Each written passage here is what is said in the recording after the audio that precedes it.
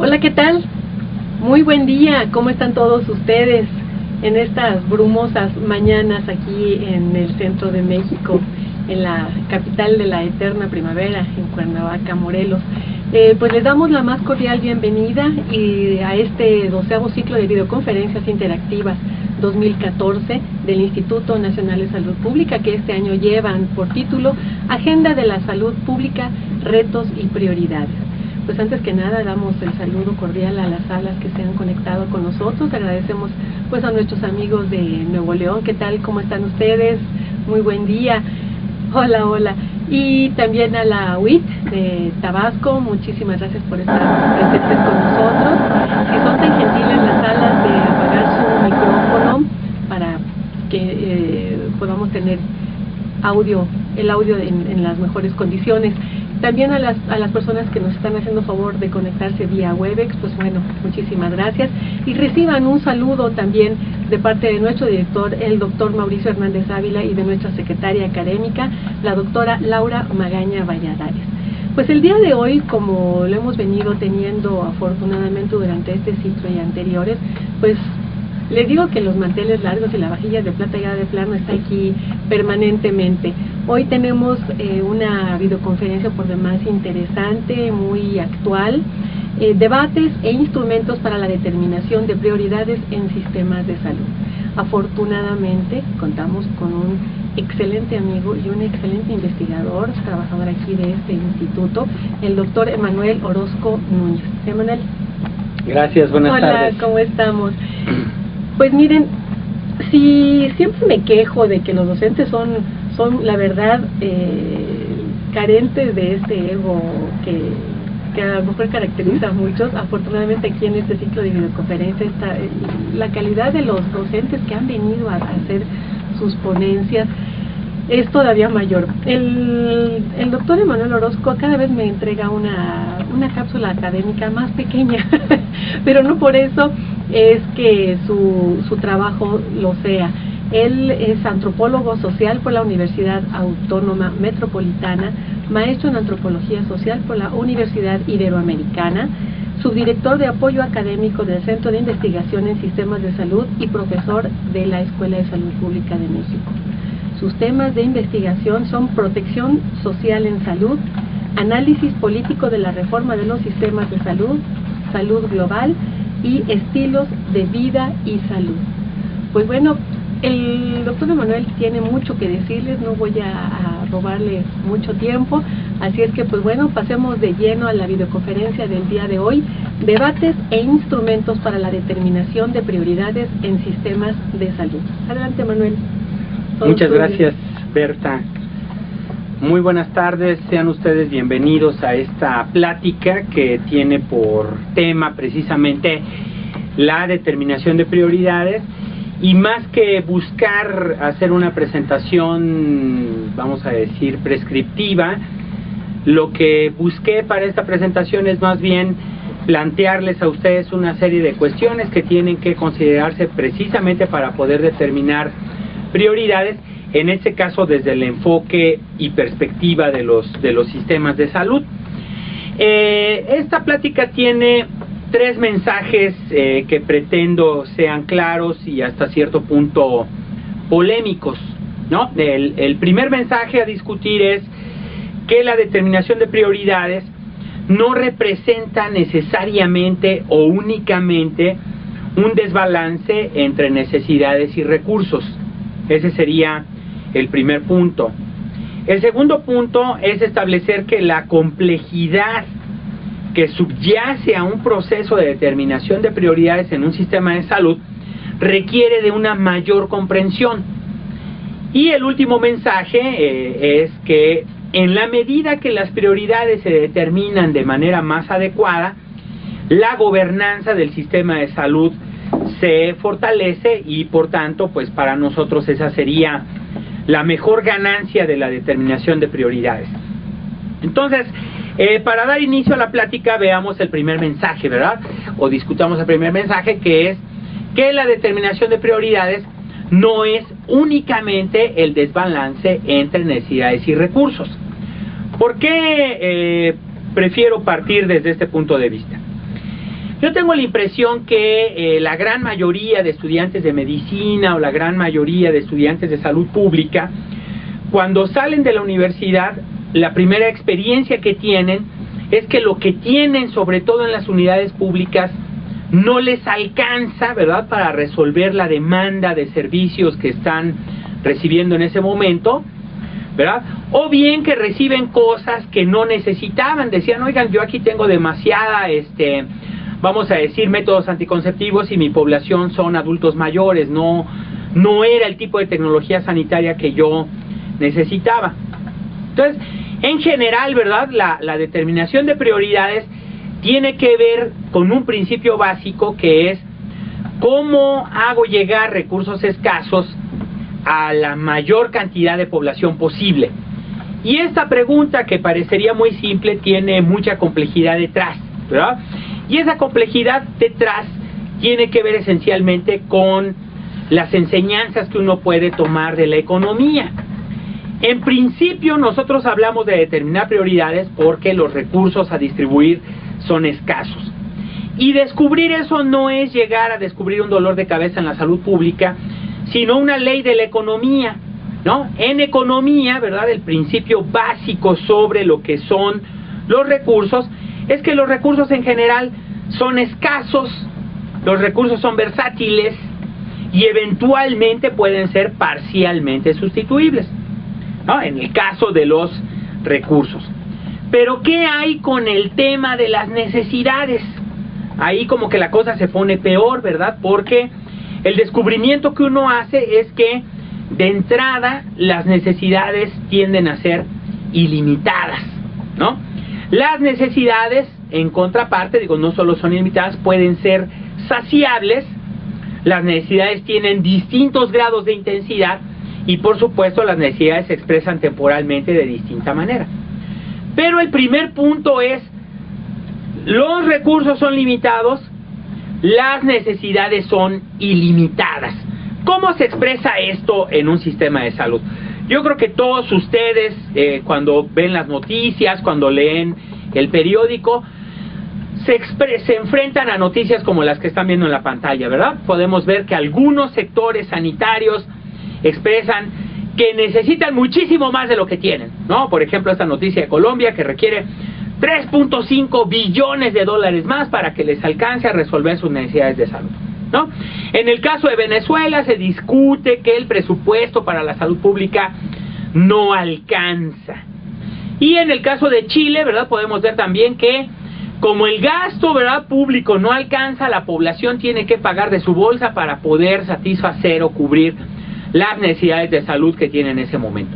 Estas notas, por decirlo de alguna manera, expresan una realidad no solo de los sistemas de salud, sino, en mi opinión, una realidad de la economía, ¿no?, que obedece mucho al planteamiento inicial. Las necesidades de salud no son solo aquellas que tenemos en los paquetes de salud, ¿verdad? Yo puedo ver el paquete Seguro Popular y ahí voy a tener yo 280 intervenciones de salud.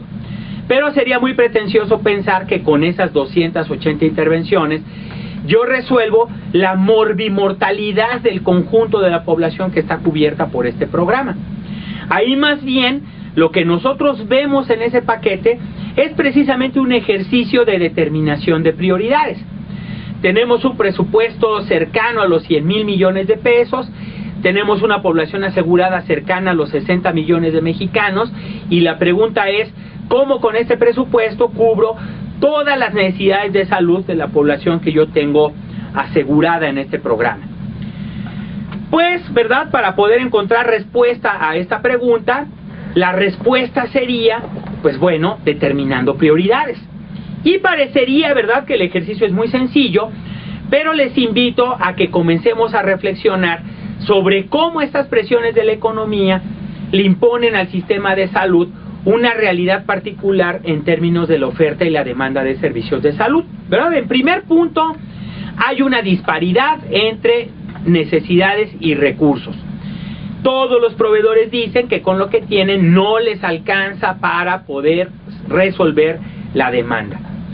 Pero, ¿qué tan buena idea tenemos nosotros de la demanda? Y esta cuestión me parece importante solo como tema de reflexión. Cuando nosotros hablamos de demanda, estamos dando a entender que queremos que la población acuda a los servicios de salud, que los utilice para poder o resolver problemas de salud o prevenir esos problemas de salud. Pero en ambos casos, tanto para atender una necesidad como para prevenirla, se plantea de facto que el usuario debe acudir al servicio de salud. Por tanto, ¿verdad?, la disparidad entre necesidades y recursos va a imponer una situación importante a la oferta y a la demanda de servicios. En un primer punto, cuando hablamos de que debe haber servicios preventivos, que debemos prevenir adicciones, que la gente debe bajar de peso, etcétera, lo que estamos nosotros haciendo de manera explícita o no explícita es inducir la demanda.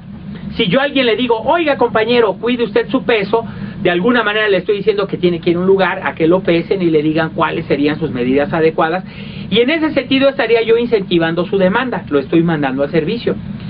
Si quiero que una mujer, ¿verdad?, prevenga una situación de cáncer de mama, pues le voy a decir, oiga señora, acuda, dependiendo de su edad, ¿verdad?, si es menor de 35, pues acuda a hacerse una exploración manual, ¿verdad?, si es de 40 o más, le puede decir, oiga, vaya que le hagan una mastografía, ¿no? Y en función de eso, lo que estoy haciendo igualmente es invitándola a que utilice servicios de salud, estoy incentivando, ¿verdad?, de alguna manera la demanda. Pero, ¿cuál es uno de los principales argumentos que uno puede escuchar en casi todos los ministros de salud, en casi todos los secretarios de salud, cuando les preguntamos por qué no están vacunados todos los niños, por qué no están diagnosticados todos los factores de riesgo relacionados con la obesidad, por qué no están aplicadas todas las mastografías que deberían haber sido aplicadas en mayores de 40 años? La respuesta que vamos a encontrar invariablemente es que los recursos disponibles no alcanzan. No obstante que nosotros sepamos que un conjunto de intervenciones tendrían un potencial importante para la salud de las poblaciones, el descubrimiento que hacemos no solo como estudiantes, sino también como tomadores de decisiones, es que para poder resolver toda la demanda, los recursos con los que cuento son insuficientes. Y el tema no es que sean insuficientes porque el gobierno sea malo o porque la Secretaría de Hacienda favorece indirectamente a alguna secretaría en lo particular. El tema es un poco más complejo, ¿verdad? Nosotros hace 4 años vivimos una crisis global y no podemos negar que la macroeconomía tiene un efecto importante también en la situación económica de los países, sobre todo de los países que tienen el peor efecto económico que se expresa en crisis. Y nosotros desde los 80 como mexicanos hemos crecido en un entorno de crisis donde quizá estemos hasta cierto punto acostumbrados, ¿verdad?, a ver que los recursos con los que tendríamos que contar pues no van a estar enteramente disponibles debido a situaciones del mercado por un lado y debido también a situaciones de cómo se comporta el gasto público por otro lado. Vivimos en el país una crisis de seguridad pública que ha detonado, y lo pueden ustedes ver en las cuentas de la Cámara de Diputados, un incremento muy significativo, hablo de más del 700% en los últimos 5 años, para gasto en seguridad pública. Obviamente, como los recursos son finitos, este gasto, ¿verdad?, o esta situación del gasto, lo que está haciendo es expresar una situación de competencia en términos de necesidades. La salud es importante, como lo es seguramente, y pregúntenselo ustedes si han sido víctimas de un problema de inseguridad, como lo es el tema de la seguridad. Y en muchos casos, y véanlo ustedes en las campañas políticas, pues una buena parte de la agenda se va a cargar más al tema de la seguridad, porque los ciudadanos consideran que en este momento el tema de la seguridad es más apremiante que el tema de la salud. Y en esa encrucijada es donde nosotros tenemos que ver nuevamente nuestro planteamiento inicial. Tenemos recursos limitados, ¿verdad?, y necesidades que tienden a ser crecientes. ¿Cómo resolvemos este problema al interior de un servicio de salud? Pues la primera respuesta en automático va a ser, pues, determinando la prioridad. No me alcanza para todo, pero lo que tengo me alcanza para algo, ¿verdad? Entonces la pregunta clave es, ¿en dónde pongo yo los recursos con los que cuento en este momento para poder resolver, aunque sea de manera parcial, pero de la forma más eficientemente posible, ¿no?, el tema de la demanda y, por supuesto, el tema de las necesidades. En este sentido es donde el tema comienza a verse más complicado, porque muchos de nosotros podríamos decir, pues gasten en lo más barato, ¿no? Y con lo más barato logramos darle tratamientos a toda la población mexicana. Acuérdense que en México todo es en términos de millones. Entonces, el tema es muy sensible porque obviamente cualquier tipo de decisión que nosotros tomemos que es económica tiene implicaciones financieras muy grandes. Como tiene implicaciones financieras muy grandes, el tema no es solo pon el dinero en lo más barato para llegar a más gente. Esa sería, en mi opinión, la peor manera de aplicar el sentido común para resolver un tema que es muy sensible para las poblaciones. Nosotros de entrada, en sistemas de salud, planteamos que tenemos que determinar prioridades, en primer lugar porque las necesidades de salud de la población están diferenciadas, como lo está también los recursos disponibles de los que tienen los diversos grupos poblacionales para atender sus necesidades. Esa es una expresión de la lucha de clases, diría mi abuelo Carlos Marx, y al mismo tiempo es una expresión muy importante de cómo se refleja o cómo se vive la desigualdad en salud. Ustedes lo pueden ver inclusive en términos de mortalidad materna, por ejemplo. Sabemos que en población de pueblos originarios mueren más mujeres por causas relacionadas con el embarazo, parto y puerperio que en poblaciones con alto nivel de ingreso económico. Ahí tendrían ustedes ya de entrada una expresión de la desigualdad en salud, como se puede ver en muchas otras cuestiones: acceso a agua potable, acceso a servicios de salud, a métodos de planificación familiar, etcétera. Tenemos que considerar también que nuestro país tiene por lo menos dos transiciones, pero yo agregaría una ahí, me ofrezco una disculpa por no haberla puesto, que sería, en primer lugar, la transición epidemiológica, ¿verdad? Con lo cual el perfil de enfermedades cambió y por tanto la necesidad de recursos aumentó, al tener nosotros un panorama en donde predominan más las enfermedades no transmisibles que las enfermedades infecciosas. Tenemos una transición demográfica en donde la población tiende a ser cada vez más adulta y por tanto a requerir mayores recursos, y estos recursos de manera más permanente, para resolver sus necesidades de salud. Y tenemos una transición alimenticia que sí me gustaría poner sobre la mesa, que ha modificado los índices de masa corporal de la población, no solo mexicana, sino del mundo, y que por tanto, ¿verdad?, requiere nuevos recursos diagnósticos y de tratamiento para necesidades de salud que en otros años no fueron tan apremiantes. Tenemos por otro lado un tema de provisión de servicios. Sabemos, ¿verdad?, que en países como México o lugares similares, los pobres no tienen el mismo acceso a servicios de salud y la calidad de los servicios tampoco es tan buena, sobre todo cuando los servicios van dirigidos a la población que tiene mayores carencias económicas. Por tanto, ¿verdad?, eso le pone un poquito de más complejidad a la problemática porque, y espero que ustedes lo compartan, éticamente resultaría inadmisible que nosotros tengamos que dar malos servicios con el argumento de que son baratos y así le llegamos a un mayor número de población, ¿sí? Estas cuestiones que un servidor les plantea son de entrada problemáticas. ¿Cómo lo es? Y lo pongo a consideración de ustedes, el hecho de preguntarnos qué tanto el sistema de salud mejora la salud de la población.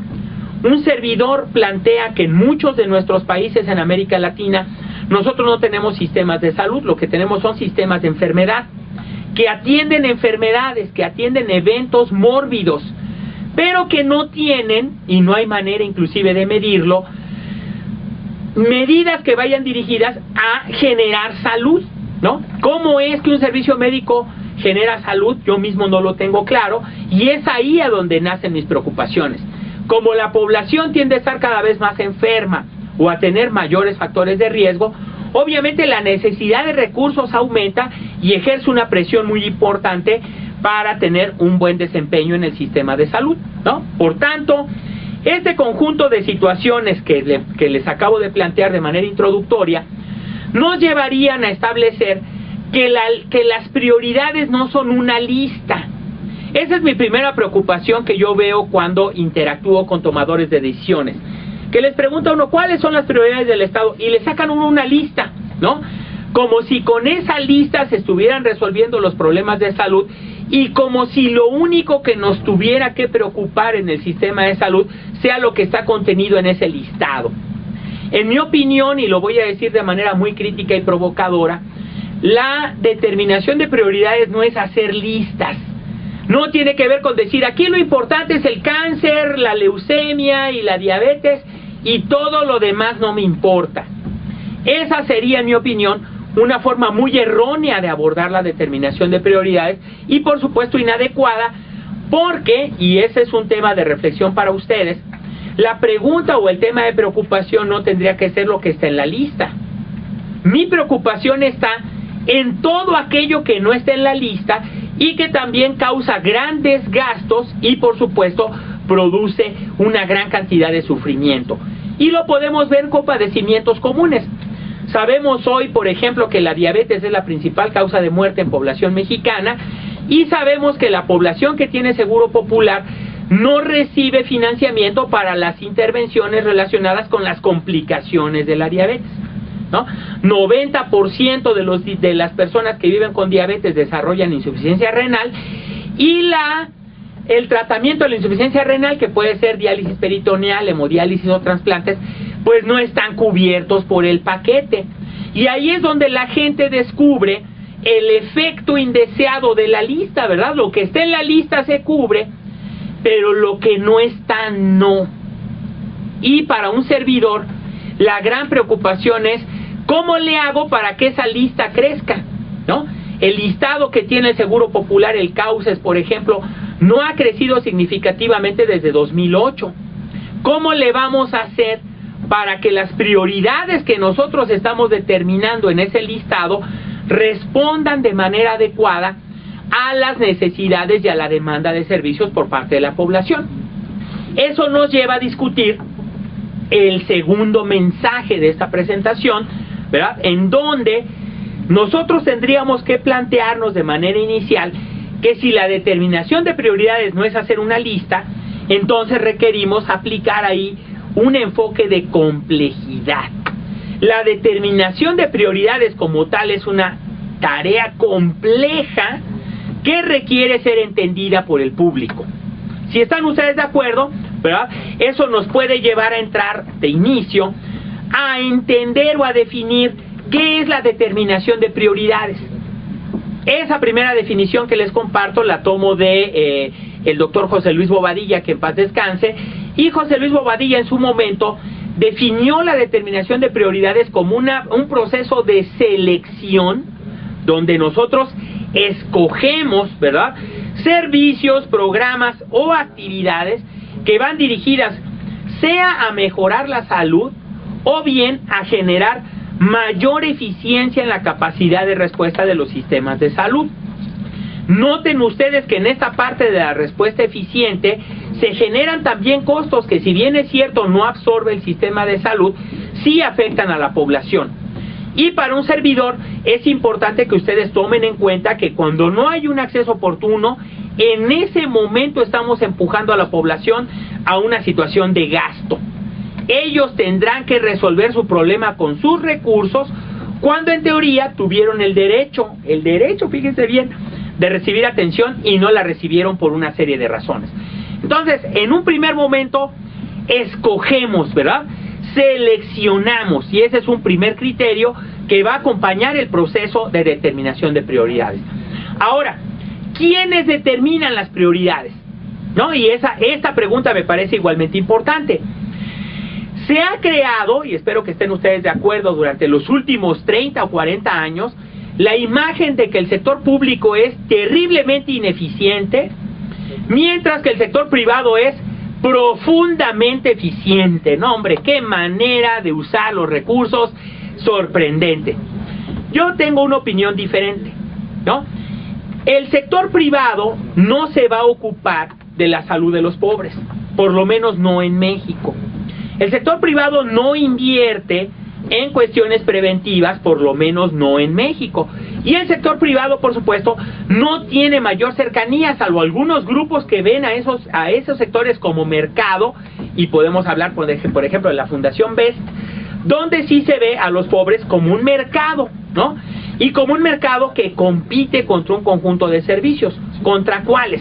Aquí estamos hablando básicamente de una contraposición entre los servicios públicos y privados, en donde va a haber una diferencia económicamente fundamental. El sector público sí asume riesgos.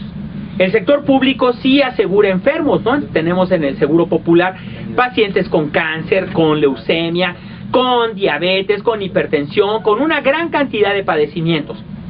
Mientras que en el sector privado, cualquier persona como un servidor que tiene hipertensión y que quiera pagar un seguro privado, lo primero que va a ver ahí es que aumenta el costo porque tiene uno mayor riesgo de morir, y lo segundo es que uno no va a poder cobrar ese seguro si uno muere por una causa asociada a una enfermedad. Entonces, hay que tener claro, ¿verdad?, que el tema del sector público es importante porque el sector público absorbe los riesgos financieros, y eso sí me gustaría que lo tengan presente, y los tiene que absorber de manera responsable, ¿no? ¿Cuál sería el criterio para que sea responsable? Pues considerando que las intervenciones que nosotros determinemos como prioritarias sean aquellas que tienen el mejor efecto potencial en la salud. Y aquí les pongo una dicotomía. ¿Qué prefieren ustedes? ¿Trabajar estilos de vida o enfermos crónicos en etapas complejas? De entrada, ¿verdad?, parecería que la respuesta obvia es trabajar en prevención. Díganme qué hacen. Si lo que hacen es dar consejos, ahí no sirve esa prevención, porque dar consejos no tiene un efecto positivo en la salud, ¿no? Lo que tiene efecto positivo en la salud son intervenciones efectivas, médicas, de salud pública, probadas, que van dirigidas a crear un efecto positivo en las condiciones de salud. Y eso, por supuesto, requiere inversión. No solo saliva, y para mí ahí la medicina preventiva puede ser igual o más cara que la otra, ¿verdad? Solo que su efecto va a ser mucho más positivo que el otro, y analícenlo ustedes con padecimientos complejos y vean dónde se logra el mejor efecto, si en la etapa diagnóstica inicial oportuna o en etapas avanzadas. Se las dejo de tarea. Finalmente, y este es un tema fundamental, para determinar prioridades hay barreras. Y ese tema me gustaría que lo tengan presente. No sé qué opinen del embarazo en adolescentes, por ejemplo. En opinión de un servidor, el embarazo en adolescentes debería ser una prioridad del sistema de salud. Pero, a la hora en que uno quiere hacer intervenciones sanitarias, uno va a enfrentar barreras. La primera, ¿le debemos o no dar anticonceptivos a esos muchachos? La segunda, las intervenciones efectivas como la píldora del otro día, ¿se deben dar a granel o solo a algunas personas? Y estos criterios de entrada ya nos ponen en una arena de determinación de prioridades. ¿Por qué? Porque si yo decidiera dar anticonceptivos a granel, seguramente voy a enfrentar problemas con los padres de familia, con las autoridades educativas, y no tanto por el tema de que tengan o no vida sexual. ¿Qué ocurre? Yo no me voy a hacer... no voy a cerrar los ojos ante esa realidad, sino ante el tema moral de que si los estamos empujando al pecado o no, ¿verdad? Y en ese caso, obviamente cualquier decisor va a tener un problema si toma una decisión libre en ese sentido, que podría ser dar píldora el otro día, pero no sé qué opinen los padres de los niños cuando eso ocurre. La segunda, si yo decido dar píldora el otro día, ¿a quién se la compro y cómo? Ahí va a venir otra barrera, que es el tema de la transparencia, ¿no? Y finalmente, y este es un tema muy importante, ¿a quiénes debemos beneficiar? ¿Para quién son las intervenciones que nosotros estamos considerando como prioritarias y que tendrían que estar llegando, como el nombre lo indica, de manera expedita a las poblaciones para las cuales fueron diseñadas esas intervenciones? Entonces, el tema de tener una prioridad es algo simple, es decir, requeriría yo básicamente saber cuál es el perfil de mortalidad, cuáles son los costos, tomar una serie de criterios epidemiológicos y poner ahí el dinero, o es un tema un poco más complejo, es algo más difícil que hacer una lista. Si ustedes se van por el tema de la lista, ya vamos a tener un problema, porque el tema es cómo hicieron esa lista, ¿no? Para poder hacer un listado, pues yo necesito información, no sé si estén de acuerdo, y el acceso a la información, y se lo dice un investigador, no siempre es tan sencillo, ¿no? A veces el acceso a información, inclusive de carácter público, todos los que estudiamos gasto en salud, pues lo primero que pretendemos creer es que el acceso a la información es sencillo, y el tema más difícil que uno va a enfrentar cuando va a buscar información es el tema del dinero, ¿no? Si realmente fuera fácil, a mí sí me gustaría saber en este momento dónde puedo saber en qué está gastando los servicios de salud de Nuevo León, y no tener que hacer una solicitud al gobernador, luego al secretario, al jefe jurisdiccional, tal, para que me digan que ese tema es un misterio. Digo, lo dije como un ejemplo, eso puede ocurrir en cualquier lugar, ¿no? El tema de la información y el acceso no siempre es sencillo, y no es sencillo aplicando dos criterios básicos. ¿Es suficiente la información financiera que nos dan los estados de la República o que nos dan los gobiernos nacionales para comprender el gasto en salud, o tengo que contratar un economista de la salud? Yo creo que es lo segundo, porque el área de economía de la salud está en un gran desarrollo, y obviamente la gran mayoría de los que no somos economistas pues siempre tenemos un problema, en primer lugar para hacernos del dato, y en segundo lugar para ver si ese dato sirve, ¿no? Un político me puede decir, gasté N mil millones. Mi pregunta es, ¿los habrá gastado o estará saliendo del paso? Entonces, yo con la información ya tengo un primer problema. ¿Es suficiente y es buena?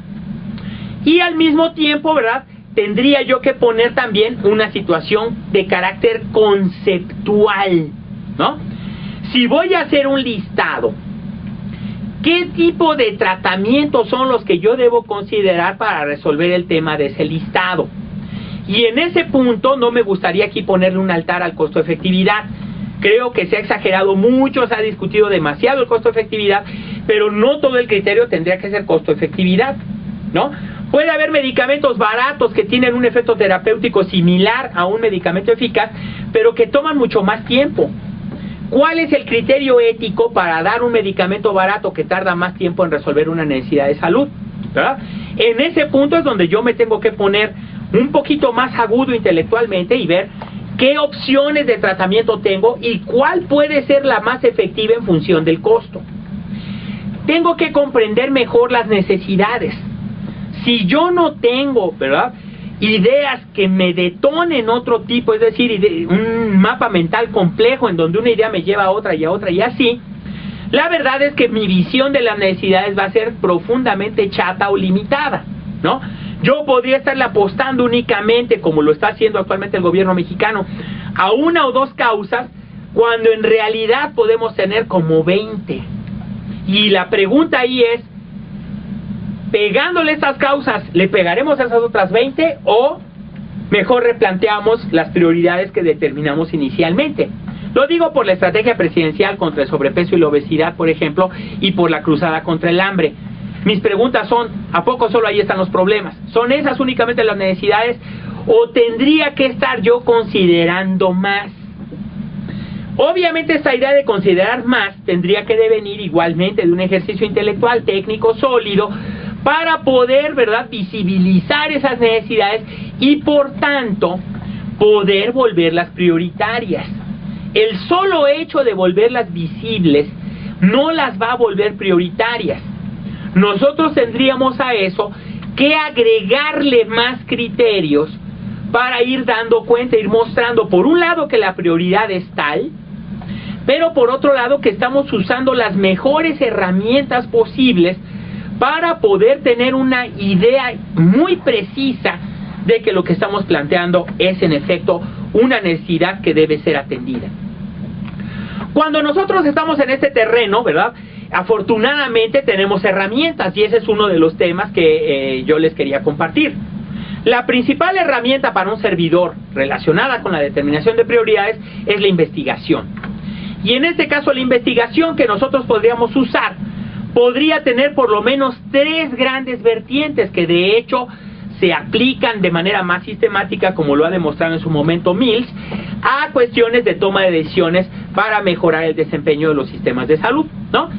Cuando, por ejemplo, el tipo de necesidad que yo tengo es manejable y se puede resolver con intervenciones asequibles, o bien cuando lo que necesito yo no son recursos sino eficiencia, el tipo de investigación que yo podría usar es precisamente la investigación en sistemas y políticas de salud, ¿no? Ya tengo yo definidos más o menos la necesidad, tengo más o menos cuantificado el recurso, tengo más o menos un conocimiento de cómo puedo yo optimizar mejor el recurso. Bueno, aplico estas herramientas de investigación y puedo ir encontrando soluciones.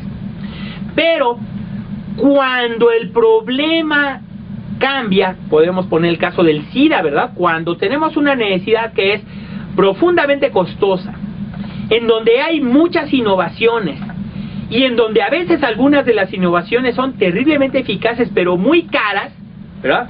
Ahí ya tenemos preguntas que hacernos y obviamente la manera de abordarlas puede ser aplicando herramientas de la investigación biomédica o de la investigación económica aplicada a la biomedicina o a la farmacéutica, para poder ir viendo cómo poder contender con el tema del costo y lograr, ¿verdad?, un efecto más importante en la condición de salud. Ya cuando el tema cae en el terreno de lo inmanejable, como es el tema de las enfermedades emergentes, por ejemplo, pues lo que requerimos es mayor investigación biomédica, ¿no?, mayor investigación en desarrollo tecnológico para poder empezar a generar una respuesta a las necesidades. Ahora, el tema no es tan sencillo, ¿verdad?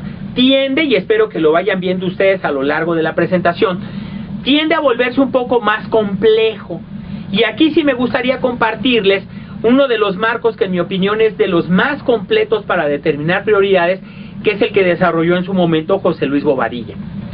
Para Bobadilla, y observen bien ese cuadro, en la parte superior de los cuadritos, nosotros vemos que el criterio más importante no son, ¿verdad?, los datos científicos ni las investigaciones, sino los valores morales que la sociedad tiene sobre la salud, la enfermedad y la muerte. Increíble, ¿verdad?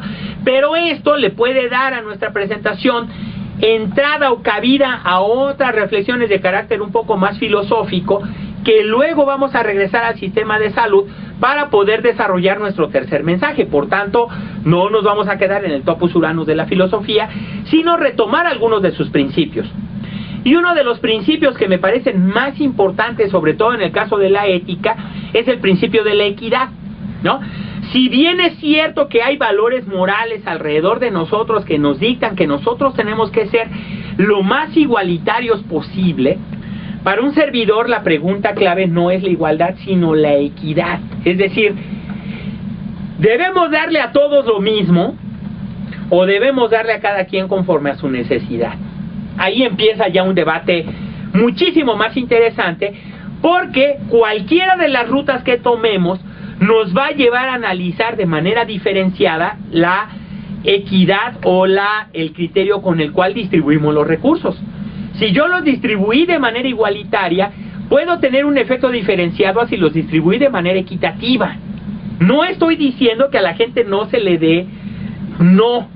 Estoy planteando que a veces las personas que tienen la mayor necesidad son las que tienen la voz más chiquita para hacer, la voz más apagada para que se les escuche. Hoy por hoy trabajamos nosotros con diabetes, con hipertensión, con cáncer, y hay poblaciones de pueblos originarios que mueren de hambre o que mueren de enfermedades que para cualquiera de nosotros se resolverían con una ida al médico o sin ir al médico. Este es un reflejo de la equidad distributiva y obviamente tendría que ser un criterio que nosotros tendríamos que tomar para poder establecer cuáles son las prioridades. Lo mismo, ¿verdad?, tendríamos que aplicar de manera técnica. Es decir, ¿qué criterio usó usted? ¿Usó economía? ¿Usó epidemiología? ¿Qué fue, verdad? ¿En qué fuente abrevó usted para plantear su problema? Posteriormente tendríamos que estar considerando igualmente si lo que nosotros establecimos satisface a las comunidades o no, y si la forma en cómo se proveen los servicios es con calidad o no, ¿verdad? Todo eso como parte del esquema o de contenidos de nuestra política de salud. Y ya de ahí podemos ir a medir efectos, ¿no? ¿Qué logramos siendo equitativos? ¿Qué logramos siendo eficientes? ¿Qué logramos nosotros buscando o procurando darle voz a las comunidades. Bueno, pues lo que podemos lograr es mucho, y espero que ustedes estén de acuerdo, ¿verdad? Primeramente, antes de ir a los logros, ¿verdad?, o de lo que uno podría alcanzar, tendría que considerar criterios, ¿verdad? Aparte de lo que vimos en el cuadro anterior, la Organización Mundial de la Salud nos sugiere estos otros puntos para poder determinar prioridades. El problema es muy grave, la solución es replicable, ¿verdad? Es factible dar servicios a un X o Y número de población afectada. ¿Cuál es el enfoque, verdad? ¿Qué tipo de conocimiento es el que se está aplicando ahí, ¿no? ¿Qué tan aceptable políticamente es lo que nosotros estamos planteando? Es decir, tenemos un marco muy complejo que también responde a presiones globales o a situaciones internacionales, ¿verdad? Es decir, si nosotros queremos determinar prioridades y estamos buscando criterios, pues vamos a encontrar muchos, y a veces si buscamos, por ejemplo, los criterios que establece la Organización Mundial de la Salud, si nosotros tomamos en cuenta esos criterios, podríamos tener un efecto en la determinación de prioridades diferente que si aplicáramos otros. Y ese es el punto que a mí me parece importante. No voy a ser prescriptivo, no puedo yo en lo personal decir que tal o cual criterio es el mejor, pero sí alertarles a ustedes sobre cómo ir nosotros decantando o perfilando la presentación de nuestras prioridades. En un primer punto, ¿por qué la salud materna en México y en muchos países del mundo genera una respuesta tan beligerante contrastada contra el tema de la justicia en el acceso al agua potable? Para mí las dos son grandes prioridades. Las dos tienen que ver con metas de desarrollo del milenio, pero una genera una respuesta diferente que la otra. Segundo criterio importante. Sería bueno, en opinión de la OMS, si la forma en como nosotros estamos determinando prioridades tenga un horizonte temporal corto. Es decir, no me digan que dentro de 25 años vamos a resolver la obesidad, sino queremos comenzar a ver resultados de aquí a 3 años, ¿no? Aunque eso a veces lleve a situaciones muy cuestionables sobre la forma en cómo se están midiendo impactos en salud. No digo nombres, pero hay estados que están diciendo que están bajando la obesidad. Yo en lo personal tengo serias dudas porque no sé si lo están midiendo bien o si están respondiendo a una presión de carácter más bien de orden político o económico sobre una problemática de salud, ¿no? El otro punto que se vuelve todavía más complejo para determinar una prioridad es marcar la diferencia. Y ese tema me gusta porque de alguna manera a la hora en que nosotros nos ponemos a hablar de marcar la diferencia, pues vamos a tener que ser en un primer punto competitivos, ¿verdad? Pero en un segundo punto, y eso me va a parecer igualmente importante, transformadores, ¿verdad? Innovadores. Tendríamos que estar encontrando el intersticio para la innovación y obviamente con eso marcar la diferencia. Finalmente, ¿verdad?, la determinación de prioridades en opinión de la OMS tendría que enfatizar en enfermedades o bien en problemas de los sistemas de salud o bien, como está ocurriendo con el tema del calentamiento global, en efectos potenciales en problemáticas más bien de orden gubernamental o del sector público. Si ustedes van siguiendo estos debates, ¿verdad?, muchos de los expertos en calentamiento global están vaticinando muchos conflictos políticos relacionados solo con el tema del agua, ¿no? Ahí se los dejo de tarea, digo, lo pueden buscar y eso les puede dar a ustedes mayor claridad sobre lo que un servidor les está comentando. Pero volvamos al tema de la economía.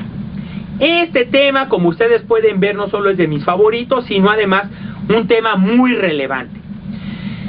Cuando se reunieron los países para la cumbre de Alma-Ata, ¿verdad?, en el año 1978, surgió una especie de dogma que es difícil de rechazar, un dogma muy seductor, donde se hablaba de prometer salud para todos, ¿no? Y hasta teníamos nosotros el horizonte de tiempo, salud para todos en el año 2000. Estamos en el 2014, como que nos pasamos y ya no hablamos del tema, ¿no? ¿Eso qué nos mostró? Pues que no fue posible darle salud a todos en el año 2000, pero además, y esto sí me gustaría que lo tengan ustedes presente, dio origen a un debate, y ahí les estoy compartiendo la fuente, un artículo clásico que publicaron en su momento Walsh y Warren, donde ellos están diciendo, ok, sí, salud para todos, ¿cómo? Si usted me dice que la onda es dar recursos ilimitados a necesidades ilimitadas, yo la verdad le voy a decir que usted me miente. Y ese planteamiento es muy potente en ese artículo, porque lo que está diciendo de manera muy cruda es que si bien el mandato ético es políticamente aceptable, económicamente no es factible. Como no es factible, y eso se estableció desde el año 79 en que se publicó este artículo en el New England Journal of Medicine, entonces lo que tuvimos que hacer fue ser selectivos. Y ahí vino un debate que se ha mantenido vivo hasta la fecha, ¿sí? ¿Qué tipo de atención primaria es la que promueve, por ejemplo, el Seguro Popular desde la perspectiva de este artículo? Pues en mi opinión va a ser un enfoque selectivo. ¿Por qué? Pues porque el conjunto de intervenciones las puedo poner en una lista que se puede llamar cauces, o que se puede llamar paquete de servicios, o CISBEN, o como ustedes le quieran llamar, según el país en el que nosotros nos encontremos. Pero entonces, de entrada, el dilema de la determinación de prioridades es todo o poco pero efectivo. Y digo, no estoy diciendo que ustedes se vayan por la una o por la otra, simplemente que esto es problemático, ¿no? No solo es problemático de inicio porque nos pone en una situación compleja, es decir, si tengo pocos recursos, ¿a quién se los doy? Si tengo pocos recursos, ¿cómo los invierto? Pero lo más importante es, ¿dónde puedo yo lograr el mejor efecto de estos recursos escasos? Sobre todo, ¿verdad?, en condiciones de salud que, como hemos venido comentando, tienden a ser cada vez mayores y cada vez más difíciles de resolver. Los debates en la actualidad han sugerido, ¿verdad?, y esta es una idea muy interesante, que nosotros retomemos conocimiento generado a través de la investigación, ¿no? Si el tema es cómo invierto o en qué, yo tendría que tener una idea muy clara de cómo mido, cómo determino yo la situación de salud de la población. México, por ejemplo, y el instituto es un muy buen ejemplo, hacemos encuestas nacionales de salud donde vamos viendo a lo largo del tiempo cómo las condiciones de salud de los mexicanos se van modificando, ¿no?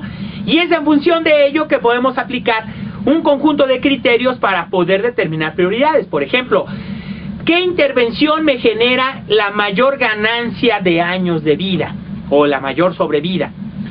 ¿Qué intervención puede en un momento dado disminuir riesgos en grupos poblacionales específicos? Por ejemplo, ¿dónde logramos mejor efecto en el tabaquismo? ¿Trabajando con viejitos como yo o con jóvenes menores de 20 años? ¿No? Finalmente, ¿verdad?, y esto es igualmente importante, ¿cómo puedo yo generar mejores condiciones de vida, mejor calidad de vida en población que ya tiene daños a su salud? Esto solo para lo que es determinar la situación de salud. Pero ahí tendremos que agregar más vertientes que son útiles para determinar prioridades. La primera, el análisis de la eficiencia en función del costo, en donde por supuesto tenemos herramientas de la economía de la salud y por supuesto muchos estudios de eficacia en función de los costos. Otra rama, otra vertiente de la investigación muy útil para determinar prioridades es la integración de criterios. Y este tema, desde la diapo anterior, lo he venido tratando de ir introduciendo en la plática, ¿no? Primer criterio, comprensivo o selectivo. Eso ya es lo suficientemente complejo en sí mismo. Y finalmente, por supuesto, los estudios por país o estados, en donde México ha tenido un rol destacado, al igual que Colombia, Chile y muchos otros países de la región latinoamericana, generando estudios de carga de la enfermedad, ¿no? Generando una gran cantidad de estudios sobre impacto de intervenciones en condición de salud y sobre todo desarrollando sistemas de información que nos pueden ir mostrando cómo se ha venido modificando la sobrevida de los mexicanos a lo largo del tiempo gracias a, ¿verdad?, o en virtud de haber incorporado cada vez mejores y mayores tecnologías médicas para atender las demandas de salud de la población. Ahora, parecería, ¿verdad? Parecería que el proceso de determinación de prioridades puede ser profundamente racional. Y aquí quiero plantear otro problema que establece de manera muy clara Robinson, ¿no?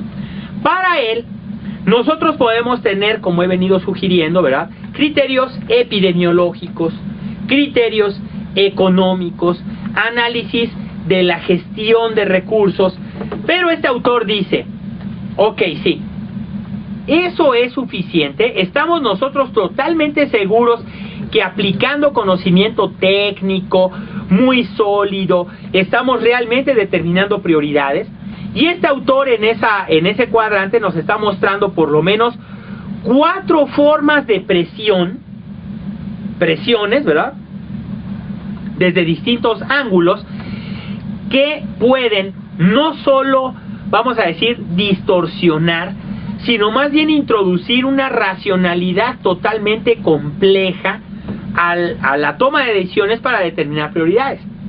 Primer tema: cuando llega un nuevo gobernante, y eso ustedes lo pueden ver en cada cambio de gobierno, él va a tener que resolver, por un lado, las herencias, lo que no resolvieron los gobiernos anteriores, y tiene que hacer nuevas promesas. Esa es la primera presión. Lo que no se ha resuelto, más lo que el cuate prometió. Y eso de entrada, ¿verdad?, los puede llevar a tomar decisiones que a lo mejor no pueden ser vistas por el público como muy plausibles, como puede ser el caso de la cruzada contra el hambre. ¿Cómo es posible que México, perteneciendo a la OCDE, sea un país que todavía tiene poblaciones con insuficiencia alimentaria? ¿De dónde viene la presión de que nosotros tenemos poblaciones en esas condiciones? Es algo que hay que mapear, ¿no?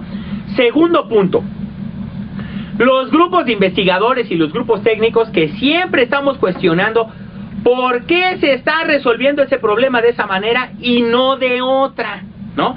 Obviamente, ¿verdad?, esto nos tiene que llevar a plantearnos que las soluciones no son una sino varias, y que esas varias generalmente integran un pool, ¿no?, de opciones que yo tengo y que puedo escoger. Bueno, ¿con qué criterio, ¿verdad?, o qué criterio aplico yo para poder escoger dentro de ese pool, ¿verdad?, dentro de ese abanico de posibilidades, cuál puede ser la mejor y la más efectiva? Y obviamente sin hacer caso a los que alimentan a ese grupo, por ejemplo, a la industria farmacéutica, a la tecnología médica, etcétera. Tenemos por otro lado, y ese es un debate, por ejemplo, muy común entre médicos clínicos y salubristas, entre lo que realmente se debe hacer, ¿no? Los salubristas que decimos que debemos trabajar con factores de riesgo y poner el dinero en los riesgos, mientras que los médicos que dicen, no, tírenle rollos a la gente y mejor denme el dinero a mí, yo los curo, ¿no? Y ahí obviamente la pregunta es, ¿dónde pongo el dinero? Y eso va a ejercer mucha presión. Y finalmente, raro en México, pero sí muy común en otros países, ¿verdad?, donde también las poblaciones meten sus demandas. Después usted me estará hablando de que la diabetes es importante, pero para mí lo más importante es el cáncer de mama. Y como los programas son verticales, el problema nuevamente de dónde pongo el dinero va a ser muy complejo, porque si lo ponemos en diabetes, van a venir las feministas. No tienen perspectiva de género, no están poniendo el dinero donde se debe. Si lo ponemos solo en cáncer de mama, pues van a venir todos los diabéticos. Ya ven, entonces, no es tan fácil, ¿verdad? Es un tema en donde hay muchísima presión, y obviamente para poder resolver el tema de la presión, yo tendría que estar viendo qué incentivos y qué barreras son los que tiene el tomador de decisiones para poder resolver y atender de manera efectiva las prioridades de salud de la población a la que teóricamente atiende ese servicio. Entonces, el tema de la presión se va a poner bueno, ¿verdad?, porque no solo es el hecho de aplicar un criterio técnico, sino considerar un conjunto de presiones que tienen que ver con un tema muy puntual. El tema muy puntual es ¿dónde pongo el dinero? ¿Sí? Y ¿dónde pongo el dinero? Sigue 2 principios básicos que nosotros tenemos que tener presentes y que obviamente tomamos prestados de la economía, ¿no? Primer principio, el costo de oportunidad, ¿no? Si yo agarro como ejemplo, ¿verdad?, del cáncer de mama, puedo tener el tema de hacer mastografías en población cercana a los 40 años o dar tratamientos en poblaciones mayores de 60 que ya desarrollaron cáncer. ¿Dónde pondrían el dinero ustedes? Muchos tomadores de decisiones dicen que lo están poniendo en las mastografías, pero ahí luego vienen un conjunto de situaciones que son muy interesantes. Uno puede ir a un centro de salud y encontrar un mastógrafo que lleva ahí 2 años porque no hay quien lo enchufe. No tenemos al técnico, ¿verdad?, que sepa aquí de cablecitos y venga y nos eche a andar el aparato, ¿no? Y entonces el costo de oportunidad ahí fue terriblemente alto, ¿verdad?, porque llegó el aparato y jamás se usó, ¿no? Tenemos el otro tema. No, que no vengan, nosotros les llevamos el aparato, ¿no?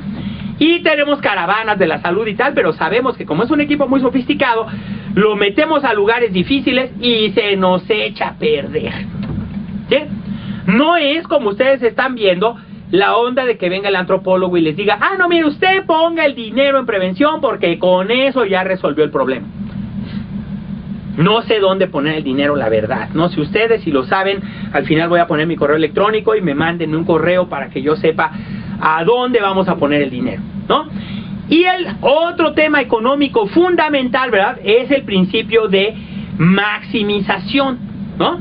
Y ese lo podemos ver muy bien con el tema del seguro popular. Hasta el año 2003, los servicios de salud estatales decían que el dinero no les alcanzaba. Entonces el gobierno federal desarrolla un seguro médico al cual le asigna un monto por per cápita, ¿verdad?, un monto por cabeza, por persona afiliada al seguro popular, y teóricamente con ese monto que se asigna, que es cercano a los 300 pesos anuales, ¿verdad?, con ese monto se deben atender y resolver las necesidades de salud de los afiliados al seguro popular. ¿Qué ha pasado en términos de gasto de bolsillo con el programa? Y eso es un tema interesante en términos económicos, que nos tendría que llevar a preguntarnos si sabemos que el seguro popular es un esquema de financiamiento y no un esquema de provisión de servicios. Ahí es donde se empieza a poner bueno. Entonces, si es un esquema de financiamiento, la pregunta clave aquí para ver qué tanto esos recursos han logrado el mayor beneficio, porque ese dinero no lo esperaban los estados, pues va a ser ver si la gente está gastando menos. Y hoy por hoy, digamos, a más de 10 años de haber sido creado el Seguro Popular, algunas de las cifras que conoce un servidor sobre gasto de bolsillo establecen que antes del Seguro Popular el 52% de la población incurría en gasto de bolsillo, y en la última medición que se hizo en la Encuesta Nacional de Salud y Nutrición es el 48%. ¿Cuál es el impacto? ¿Se ha realmente maximizado el efecto potencial de los recursos adicionales que ha recibido el programa, o eso es algo que está por verse? Ahí se las dejo de tarea, pero obviamente nos va mostrando que los principios de asignación que nosotros estamos retomando de la economía los tenemos que tomar muy en serio, porque de otra manera no podemos explicar, o tenemos problemas para explicar cuál es el efecto, cuál fue el logro de haber establecido esta prioridad en vez de esta otra, ¿no? En el caso del Seguro Popular, ¿cuál ha sido el efecto de crear un seguro médico privado para población abierta respecto a haber tenido un esquema que no lo era? ¿Sí? Digo, solo por plantear. Ahora, no me gustaría dejarle solo en sus mentes temas de la economía, ¿no? Sí me gustaría que en un momento dado retomemos elementos gerenciales que van a ser muy útiles, sobre todo para tomar las decisiones en materia de determinación de prioridades, ¿no? El primero, es muy importante, antes de definir la prioridad, saber qué objetivos perseguimos y cuántos recursos tenemos, por lo menos teóricamente, para poder alcanzar esos objetivos. Si no vinculamos de alguna manera la prioridad con el objetivo, pues alguno de los dos va a perder sentido, ¿no? Podemos tener a lo mejor una situación emergente como el H1N1 que nos hizo generar un profundo gasto en ese momento, y luego tener dudas sobre si lo que aplicamos terapéuticamente fue o no lo mejor, ¿no? Eso no cae aquí porque fue algo inesperado.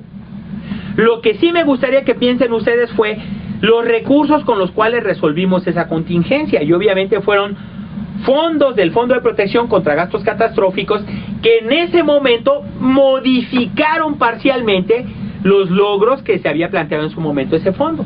Ya no se pudieron gastar en eso, se tuvieron que gastar en otra cosa, ¿no? Primer punto, ¿verdad? Entonces, debo tener claro que para determinar prioridades, mis objetivos y los recursos son fundamentales, conocerlos. Segundo punto, ¿a quién le preguntamos? Eso es muy importante, ¿no? Parecería que la investigación es abstracta, pura, no sé qué palabra usar aquí para mostrarla como algo cercano a lo esotérico, cuando en mi opinión es muy diferente, es al revés, ¿no? Ha habido un gran esfuerzo para hacer del conocimiento científico un bien público, y hay una gran cantidad de investigadores que se mueren de ganas de ser tomados en cuenta para asesorar procesos de toma de decisiones en materia de determinación de prioridades, ¿no? No es solo decir la diabetes es prioritaria, sino qué de la diabetes, la detección oportuna, el manejo de factores de riesgo, el tratamiento medicamentoso, la prevención de complicaciones, todo, sí, pero ¿cómo? ¿Verdad? No es solo que ustedes me digan, no, es que eso no tiene precio. Claro que lo tiene. Y al tenerlo, nos tiene que obligar a pensar cuál es el mejor mecanismo, cuál va a ser la mejor oportunidad para poner ahí los recursos. Tercer punto, y eso es algo que hemos criticado mucho, sobre todo desde el ámbito de la investigación, pero que creo que vale la pena reflexionar.